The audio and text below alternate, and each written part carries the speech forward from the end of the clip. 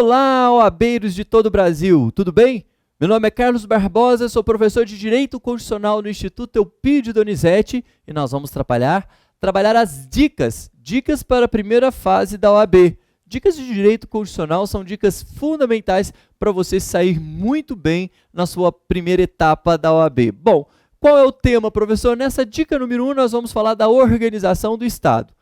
Especificamente, nós vamos trabalhar um ponto muito interessante que é o federalismo. Bom, o federalismo ou Estado federado é aquele Estado que trabalha as entidades políticas e autônomas formadas a partir da descentralização que é feita por meio da Constituição Federal. Diferentemente do Estado unitário, que tudo fica centralizado em um poder absolutista, a federação não. A federação ela já é o quê? Ela já é descentralizada. A federação ela tem a transferência para os entes políticos de parte da competência constitucional e também da auto-organização administrativa. Por isso que nós temos o quê? Nós temos os municípios, os estados, nós temos a União, tudo isso formado de forma descentralizada, ok? Bom, professor, quais são as características da federação? Como que eu entendo as características da federação? Primeiro, a partir da descentralização política, o que significa dizer na descentralização política, ao invés de ficar centralizado em um poder apenas, em um órgão, em uma pessoa jurídica, os poderes constitucionais são distribuídos para outras entidades políticas, como é o caso dos municípios, dos estados, do Distrito Federal e até mesmo da União, porque há essa distribuição das competências e distribuição das matérias políticas. Além disso, a federação ela é marcada por uma outra característica. Qual, professor? A repartição de competência. Muito importante entender que os entes políticos não são organizados hierarquicamente. Na descentralização política e na distribuição ou na repartição de competências, cada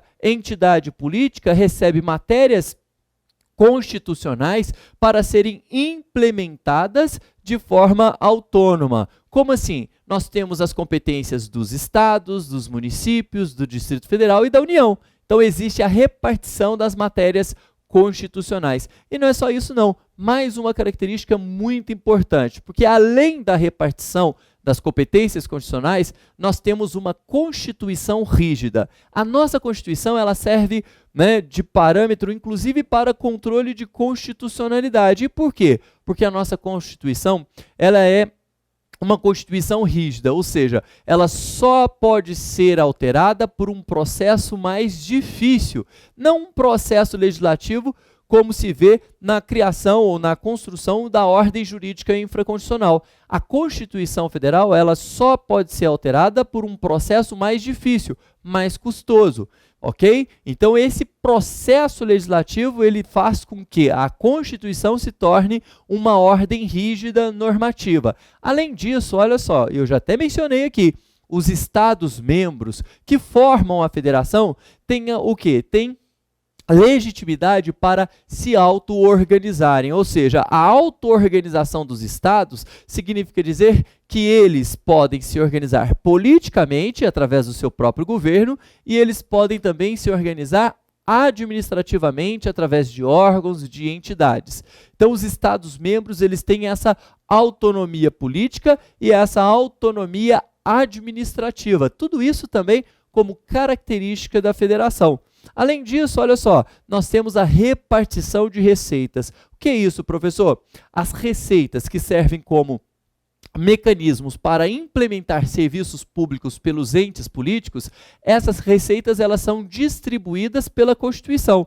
Ou seja, existe uma divisão de recursos financeiros para implementar os serviços que serão colocados em prática pelos estados, pelos municípios, pelo Distrito Federal e até mesmo pela União. A União também tem a sua receita própria. Então, existe ali uma divisão, uma distribuição.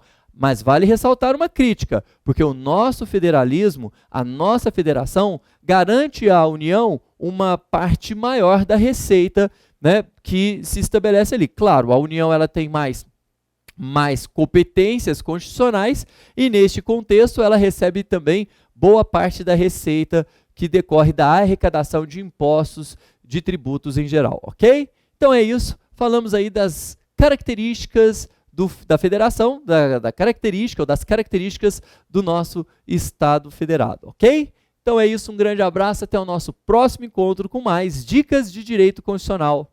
Tchau! Now, we're breaking free.